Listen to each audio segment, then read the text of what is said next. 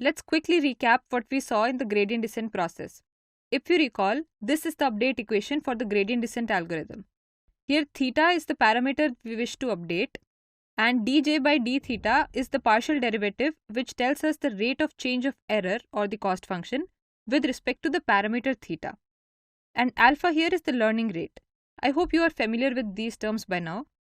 This j represents the cost function, and there are multiple ways to calculate this cost. Based on the way we are calculating this cost function, there are different variants of gradient descent.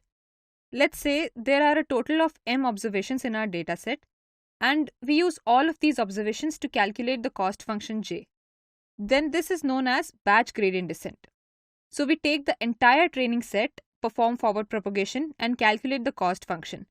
Then we update the parameters using the rate of change of this cost function with respect to the parameters. If you recall, an epoch is when entire training set is passed through the model, forward propagation and backward propagation is performed, and the parameters are updated. In batch gradient descent, since we are using the entire training set, the parameters will be updated only once per epoch. If we use a single observation to calculate the cost function, it is known as stochastic gradient descent, commonly abbreviated as SGD. We pass a single observation at a time, calculate the cost, and update the parameters.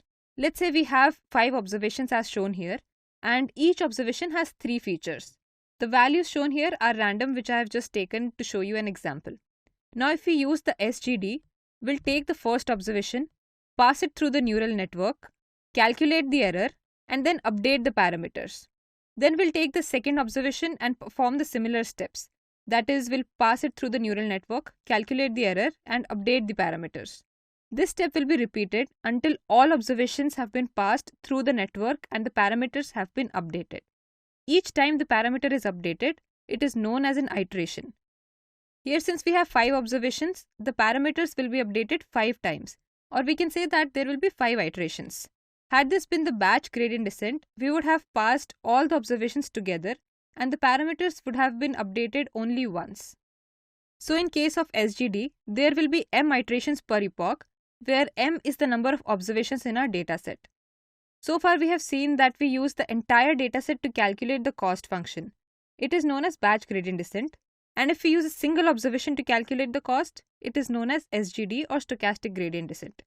Another type of gradient descent is the mini batch gradient descent, where we take a subset of the entire dataset to calculate the cost function. So if there are m observations, the number of observations in each subset or mini batches will be more than 1 and less than m. Again, let's take the same example. For now, let's assume that the batch size is 2. So we'll take the first 2 observations, pass them through the neural network, calculate the error, and then update the parameters. Then we'll take the next 2 observations and perform similar steps. That is, we'll pass them through the network, calculate the error, and update the parameters.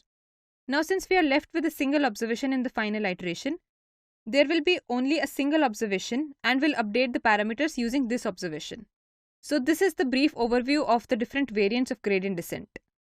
Let's compare these different types with each other. In batch gradient descent, as we have seen earlier, we take the entire dataset, calculate the cost function, and then update the parameters.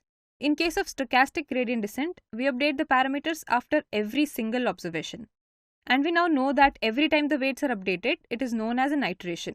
In case of mini batch gradient descent, we take a subset of data and update the parameters based on every subset. Now, since we update the parameters using the entire dataset in case of the batch gradient descent, the cost function in this case reduces smoothly. Whereas this updation in case of stochastic gradient descent is not that smooth. Since we are updating the parameters based on a single observation, there are a lot of iterations. It might also be possible that the model starts learning noise as well. The updation of cost function in case of mini batch gradient descent is smoother as compared to that of the cost function in SGD, since we are not updating the parameters after every single observation, but after every subset of the data. Finally, coming to the computation cost and time taken by these variants, since we have to load the entire dataset at a time, perform the forward propagation on that, calculate the error, and then update the parameters, the computation cost in case of batch gradient descent is very high. Computation cost in case of SGD is less as compared to the batch gradient descent, since we have to load a single observation at a time. But the computation time here increases since there will be more number of updates which will result in more number of iterations. Finally, in case of mini batch gradient descent, since we are taking a subset of the data, there are lesser number of iterations or updations, and hence the computation time in case of mini batch gradient descent is lesser than SGD. Also, since we are not loading the entire dataset at a time, whereas loading a subset of the data, the computation cost is also less as compared to the batch gradient descent. This is the reason people usually prefer using mini batch gradient descent. Practically, whenever we say stochastic gradient descent, we generally refer to mini batch gradient descent.